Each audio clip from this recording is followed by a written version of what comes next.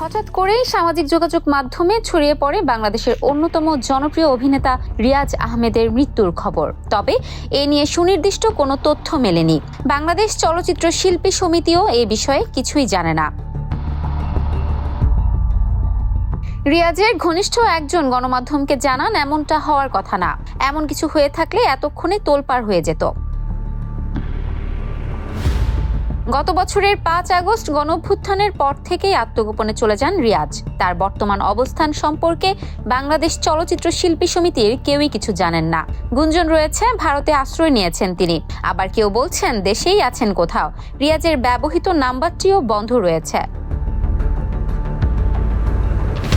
শেখ হাসিনার পতনের আগ পর্যন্ত আওয়ামী লীগের রাজনীতিতে বেশ সরব ছিলেন রিয়াজ। বেশ কয়েকবার তাকে আওয়ামী লীগের পক্ষ থেকে প্রচারণায় অংশ নিতে দেখা গেছে। এমনকি চট্টগ্রামে জলাবদ্ধতা দেখা দিলে বেশ কয়েকবার ভাইরাল হয় তার বক্তব্য। ৯০-এর দশকের শেষ থেকে টানা প্রায় ২ যুগ রিয়াজ ছিলেন ঢালিউডের জনপ্রিয় মুখ। বাংলার নায়ক সিনেমার মাধ্যমে চলচ্চিত্রের নাম লেখান তিনি।